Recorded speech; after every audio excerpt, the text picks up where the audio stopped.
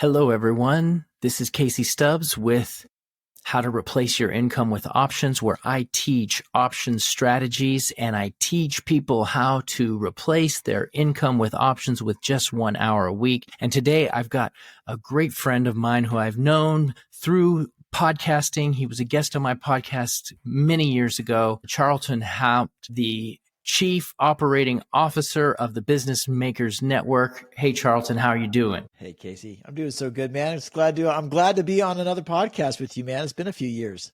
You know what? When you are podcasting, it's great for meeting people and making connections and networking. And I will tell you that I really felt like as soon as I had you on my show way back when, that you and I really clicked, and I just loved your interview. It was a lot of fun. Yeah, that was back when I was doing more in the trading side, but with NFTs, and I was doing my own NFT business. So yeah. Yeah, and don't think I've forgotten that we wanted to both go into space. Yeah, I still want to go into space, man. I still want to go into space. It sounds so fun, man. That business, man. That was a fun venture that never launched.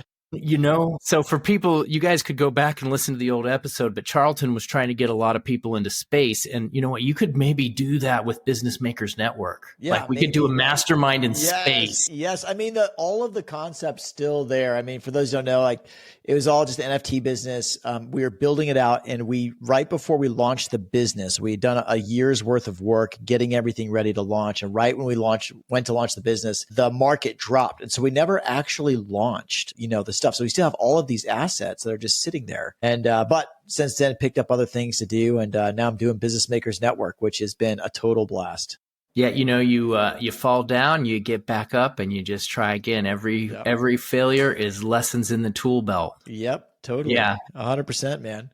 And everyone is like, what does this have to do with me and options? They're about ready to tune out. So we're going to get this back on track. And so I brought you in today because you're a mastermind guy. You're a networking guy, right? You're helping business people really get to the next level. And why that's important for options is because I've personally have been in some major funks in my life. Personal, trading, business, family. I mean, you name it. I've been in the stuff, right? And what I've learned is that a lot of times what I think the problem is actually not the problem. And I have taken a part of my just lifestyle is that I want to be around really smart people. I want to be around good people. And I want to do something called remain teachable. One of the number one qualities, this is my opinion, you can feel free to disagree or shed some additional light, but one of the number one things that I look for in people and in my own self that I'm trying to cultivate is to have what I call a teachable spirit, which means that you maintain humility. You say, I don't always know everything. I'm always willing to learn something new, because I know that when I identify something as a problem, a lot of times I can be dead wrong, even though I totally believe that I'm right. Yep. Oh man, 100%. And you see that it doesn't matter what industry you're in, right? It doesn't matter if you're in trading, which I've done trading myself and was a trading coach for a while. So I can totally get the options side of things. Doesn't matter what you're in, whether you're in trading or whether you're in physical fitness or whether you're writers. Writers do a terrible job with this. In general, or I shouldn't say a terrible job. They have a hard time getting that. It's like, here, will you please take a look at my book or whatever. I've been writing this for 10 years and I've been afraid to share it with anybody. And then you turn around and somebody whips out a red pen and starts making marks and they just cannot. It's like, no. I got to interrupt real quick. Hold your thought. So one time I shouldn't even say this, but one time I was like, my sister, I was going to hire her, right? I'm like, cause she's really smart. I'm like, hey, do some writing for me. Right. And so she wrote this big long thing. And then I just started critiquing it, say, we need to change this. You need to change that. And she quit on the spot. Yeah. Yeah. So it's like, it's not easy from your big brother. Right. I thought you wanted me to write, not sit here and get critique, Yeah. Yeah. No, but back to the point, whether or not your goal shouldn't be to be right. Your goal shouldn't be to be, if your goal is to be the best, then there's no way at improving without criticism and without the feedback. And the feedback, any feedback that's not, hey, you did great, any feedback that might go against what you did is there for your good. It's not there for your, your pride. It's there for your good. Right. Yeah, it is. You're right. And I think we get caught in this tunnel vision, and there's a lot of different things that can happen to create this tunnel vision. And one of the things is our own mindsets about believing what the problem is. And then another big issue, circumstances and situations in your life, like maybe people in your life, maybe even maybe you have a learning disability, maybe there's something wrong with the economy. I'm just saying all these outside influences that you're convinced causing the problem, when really, if you just changed your mindset, you could turn things around rather than playing the blame game. Right. Yeah, 100%, man. But when you change your mindset, this is where we get a little dangerous, right? Because we could say change your mindset. That's easy talk. But at the end of the day, what your mindset does is if you change it correctly, then that empowers you to do the things that you need to, prioritize the things you need to, say no to the things that you need to, which a lot of people, I don't know about you, Casey, but especially in the trading world, the number one killer for me was always distraction, right? It's always distraction. You had to say no to so many trades if you wanted to really nail the right one, right?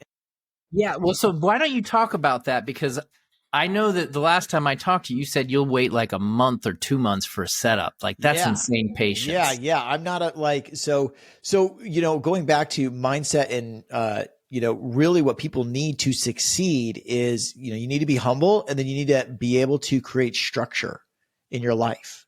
Because if you're, and I say structure, doesn't matter. If you're dieting and exercising, if you don't have the structure of the exact same diet, without the distractions of, oh, well, just come over to our house and we'll cook you dinner, or I'm going to go over here or a little bit there. And like, no, you have to be extremely structured. Same with working out. You actually have to show up to the gym. You have to do the workouts. You have to do it over and over and over again. And so with trades, it's the same thing, right? You have to have some kind of structure, especially in trading, because there's so much freedom. There's an infinite amount of possibilities. There's an infinite amount of trades where you want to trade the 1 minute, the 10 minute, the 15 minute, the 1 day, the 1 week. What are you doing? And people probably just chuckled right now, just like, wait, the 1 week? Like, yeah, the 1 week. You ever see the gold chart? How about you just zoom that one out on the week? That thing, You know what, dude? Look, that's what you got to rethink about. Because I like to maybe think in my own mind that I'm just one breakthrough away from the ultimate of all breakthroughs. Yeah. Right. So in trading, you could be one trade away from the ultimate of trades. That gold trade. Yeah. There's some people that say it could run another year. I mean, we don't know where the top is going to be. Right. We don't know where the top's going to be. I would be surprised. I actually have, on the total side, I actually have a school community for trading, for swing trading, that I've just been doing super quiet. Cause my main thing is Business Makers Network, but I do a weekly deal for the guys that are in there. And I've been talking about the gold chart for over a year now, and saying, guys, I honestly don't, it's about to break out. It broke out, it had a nice big cup and handle, and over a course of more than a decade. And I was like, all right, this is going to be huge. I don't know where the top is going to be. But when you look at the fundamentals of what's happening across the globe, of globalization, breaking up, and every country is becoming more and more nationalized, then I do not see a world where, until something fundamentally changes, I don't see where gold tops. Like, I don't know where it's going to top, how long it's going to go up for. But I think it will continue to go up until something fundamentally changes. So what that dollar value is, I don't know. What the time frame is, I don't know. But right now, I don't see an end in sight fundamentally. Okay. Well, you know what? That'll help me and my members. Maybe we could find some good gold trades with options. Yeah. With the GLD or some gold options, see what we can come up with. And, with all of these really good nuggets that you've been dropping and that we've been talking about, this applies a lot to the options coaching program that I'm launching. We're helping people replace their income with options. And there's just so many things that hold people back that they don't even realize. And so, that's why I wanted to bring this up to you, is if people are like, well, how do we connect the dots here? What's he talking about? Well, it's because when you get in a group of people and everybody remains teachable and we're all working towards specific goals, we become like cheerleaders for each other. We're like, hey, you need to try this. You need to try that. You need to do this. Oh, you got this problem. Well, I had that problem too. And now I can help you with it, that kind of thing. And also, we help with some of the other stuff. You hit the structure, right? I've got the structure. We're doing one trade a week, an hour a week. That's the structure that we use. And we set it up in a rolling system to just reinvest your money every week and get that thing compounding and rolling. And it's been really effective at helping people replace their option or their income, but they get stuck, right? Yeah. And that's what we're all about, helping people get unstuck. Yeah, totally. And if you're my brother, I was talking with my brother just last night and he said, man, I find myself right now, I'm the smartest guy in the room and I don't want to be in that room. I want to be the dumbest guy in the room. But is he really the smartest? Could you bring him down a little bit? Like, are you really the smartest? Well, his point was he's hanging out with the wrong crowd. He's like, I'm in the wrong crowd. Yeah, but I say that in every room I'm in. Yeah. And I'm usually wrong. But, I'm only teaching kindergarten, but, we got, so that's, but yeah, that's the thing is like, when you go to join these communities, there's people who are they're better at you. And that's the goal, right? You want to be better. I even had my own children ask once, like, would you rather be the best player on a losing team for a losing baseball team or the worst player on a winning one? And the answer like blew their mind. I just said, oh, obviously I would rather be the worst player on the best team. And they were all caught off guard. Like, what? Like, absolutely. Because I'm still on a winning team. And then two, how else am I going to get better? We're there. That's at Charlton. We could have an entire episode about that. You're serious. You would actually want to be the worst player on a winning team and ride the bench and not get any of the glory? Come on. Dude, you end up getting a ring at the end, don't you? Like you're on a winning team, you're improving. Man, and you're still, that's so you're good. Not on that bench. Like you would be playing. You're going to get playtime. I would so much rather. Well, if the team's so good, they throw in the bums at the end. Yeah. Wow. Yeah. That's interesting. And I'm not sure totally how this applies, but I played high school basketball, right? Okay. And we were really good. We had some of the best players going back to my glory days. We were a good team. And one of the teams that we went up against, we beat them in the year pretty heavily. Okay. And we met up against them later on in the state tournament. And I was just young and I really had a bad attitude, right? I had a bad attitude. They had a guy on the team and he was a water boy. He was not a player. Okay. And this water boy was like, he'd run out onto the court, give the players a towel, give them a high five. And he was like more excited than the team. Yeah. And I was like, I personally see this as I have to like repent of my evil behavior on national podcast. But I was like making fun of this guy, right? Like, oh man, this dude's a loser. He's not on the team. And look how excited he is. Like, what a dope, right? And guess what? They beat us in the state tournament. And that was like one of the most painful losses ever. And guess what? He was so excited and he got the team medal for winning the state title. Pretty awesome. Wow. That's super awesome. That's really awesome. So that was on the water boy was on the other team. Yeah. Not on my team. Yeah. So we were mocking. I was the lead. Exactly. I was the lead mocker. That was my job then. Yeah. And he's the one walking away with a medal, sucker. Yeah. So I have made some character development since that time. Yeah. Yeah. I imagine that's a good lesson in life. It's, you're humbled, man. You're humbled. So, but yeah. So man, like all of this relating with, in general with options as a whole, I imagine, when I see options, when I play options, I think of it more like golf, right? As a whole is golf very much, you have to nail the time, depending on like, if you get some leaps, you don't have to necessarily nail time. If you can buy some grace for yourself with time, but the idea is like, just like golf and distance, you want to pick the right club for the right play. And hit at the right distance, right? And that's options, is how close can you get to the right distance? And there's no way you're like going to get good at that without some kind of structure and practice, and hanging around the people who are just better at it than you at the end of the day. And I don't know about you, Casey, and this is similar too. Is like if you play with a bunch of good golfers, you're going to get better at golf. If you want to get really fit, If you really want to get fit, this is why I tell people, I'm like, go to the expensive gym in town because it's smaller. Don't go to Planet Fitness, right? Go to that small gym in town that's costing you $70 a month or whatever it is. And you'll find that people in there are taking it a lot more serious than you. And you'll actually be able to lift the weights, and you're not going to be as distracted by all the other stuff going around and all the people trying to show off, right?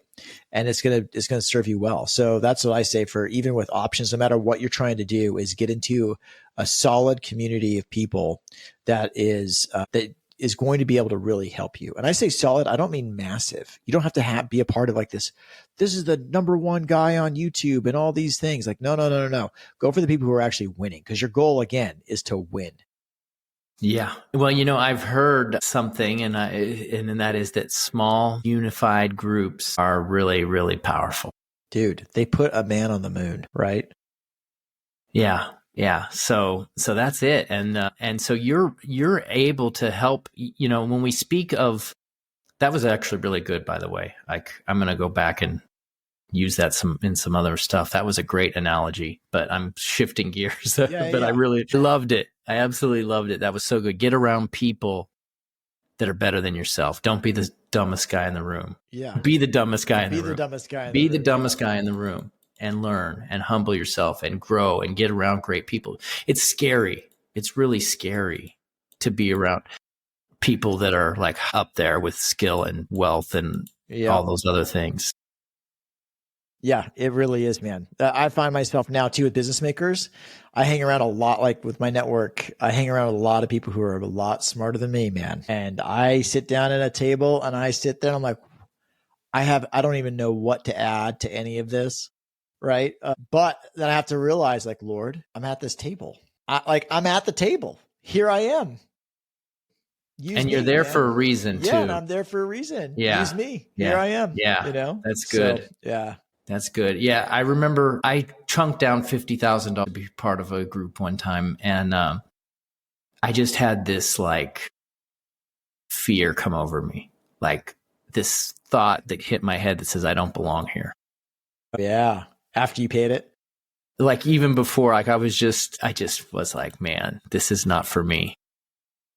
And then you did it. How did that work out, man? How is that experience? Well, it was wonderful. Like, yeah, because it was, I don't know, you get thoughts like that, right? And it, this isn't going to work, or these people are above you, or you're not good enough. Those thoughts hit you, and you just got to put them aside and just keep going. But yeah, it was a total fallacy in my own mind. Yeah. Not that I'm so wonderful, but those people accepted me. They taught me. I made great relationships, great connections, great networks. Yeah. Helped me learn in so many areas. Yeah, totally. Yeah. So you got out of it what you put into it.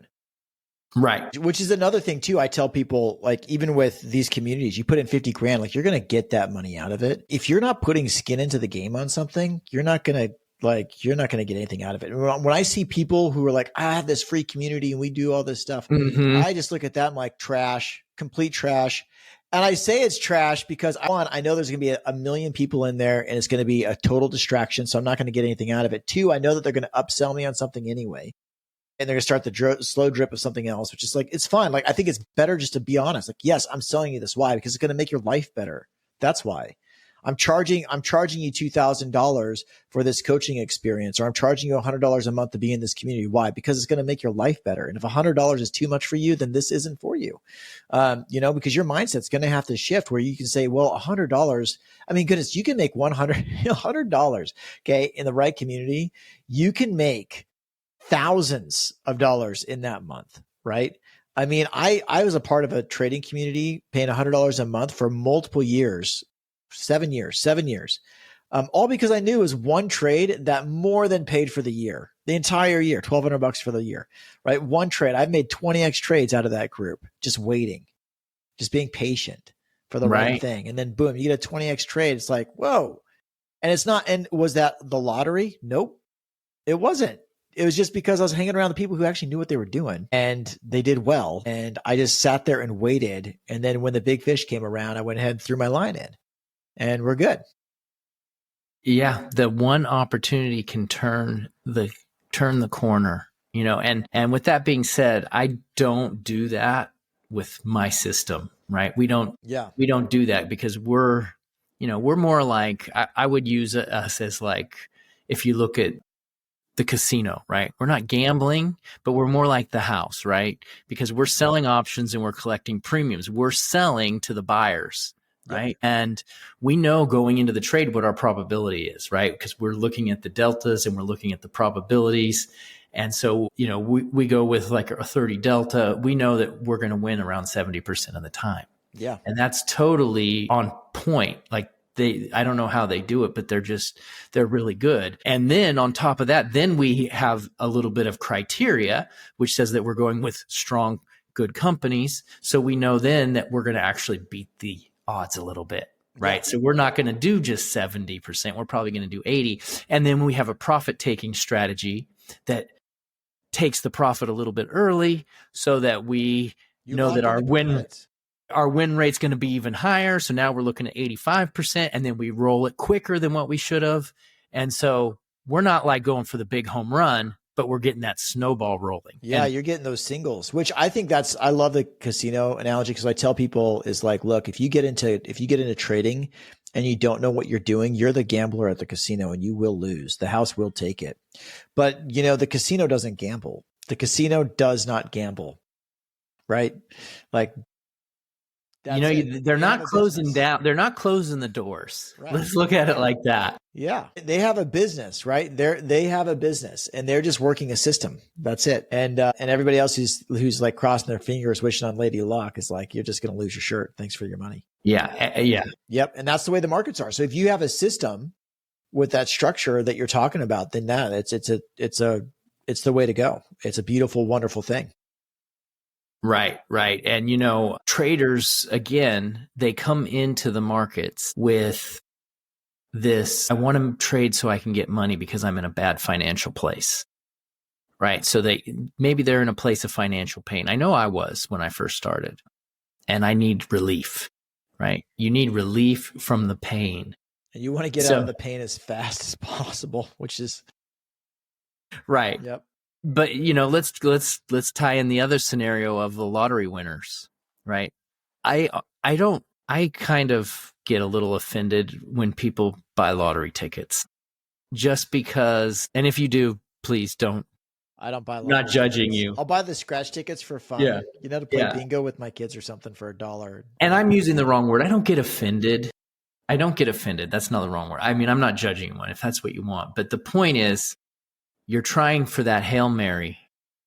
You need to get out of here. You're going to use your resources, which you could use on something that would actually work, first of all. Bear fruit, right? And second of all, when you win, because you have all these holes in your bucket, it's like trying to fill a leaky bucket, right? Your life is a leaky bucket for a reason. You're keeping score. You're broke. It's not just your circumstances. There's something inside of you that's broken, the way you think, the way you approach life. Everybody can change their circumstances. And so when they win, I mean, I don't know what the stats are, but when they win, it's a tremendous ratio that most people stay broke. Not only do they stay broke, it ruins their life even more. Like I want to say it's astounding. Just look at all the lottery winners over the last, 20 years, and you'll see that maybe 1 in 20 have kept the money. People's lives get ruined. There's been people who've been killed over it. There's been people who've been, lost all their family because of it, because they got rich and they weren't able to hold it, Yeah. But to your point, like if, let's say Bill Gates won the lottery, how much would Bill Gates' life change if he won the lottery?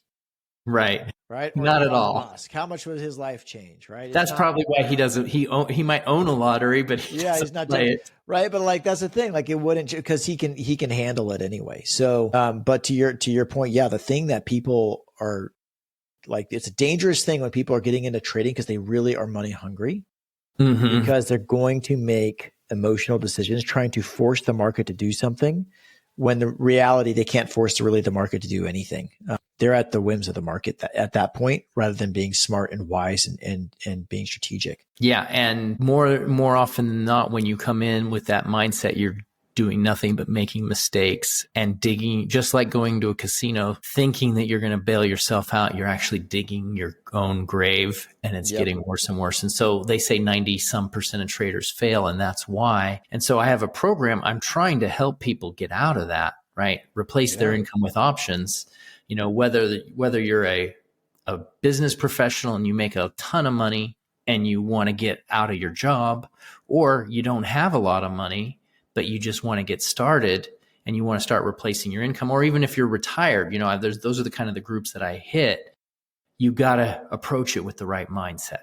100%. You got to approach it with the right mindset. You know, when I started this thing, I was 19, not this business, but when I started in the market, and I had no money, and I put most of my money in the market. And when I was 19, I put everything in that I could, like every dollar I could get.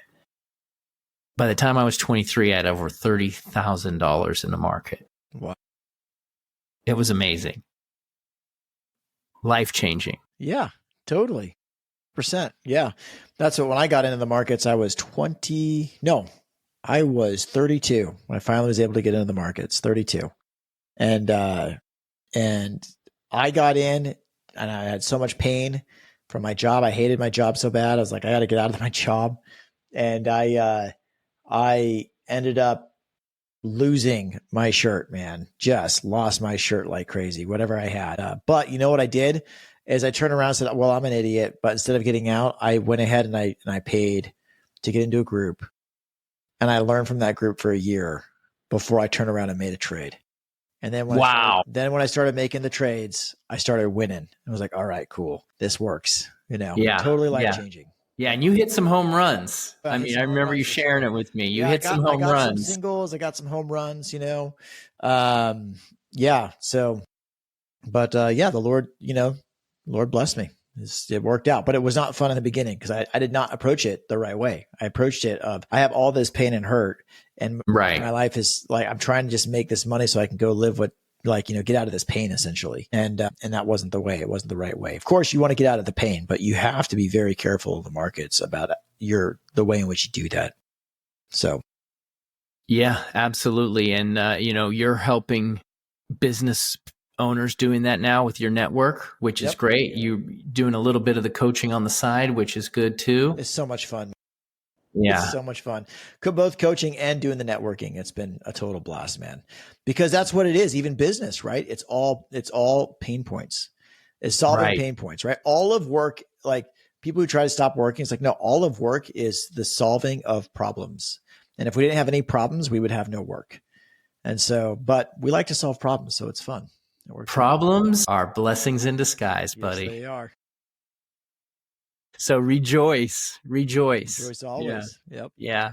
So that's great. And, guys, Charlton's a great resource. So I'll put his contact information in the description and some information about the network that he's working on. And I also put the access to an application if you want to work with me in my coaching group to teach you how to replace your income with options. We're targeting for this group accounts with people that have accounts of $50,000 or more so that you can really get the biggest bang for your buck and start generating cash to replace income. And if that sounds like something you're interested in, hit me up or check out that link. But Charlton, thank you for being on the show. I had a great time. I feel like I'm a better person just spending these 30 minutes talking with you. Hey, thanks, Casey. Likewise, brother. And God bless you. Have a great rest of your day. You too. Hello, this is Casey, and I wanted to take a minute to tell you about my new book that just came out. It's called Complete Trading System.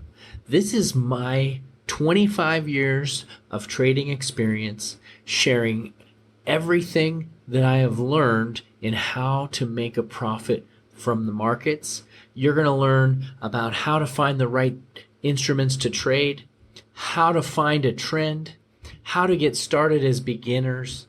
You're going to learn about how to get the right mindset, and you're going to be able to put it all together to create a trading system of your own that will work for you.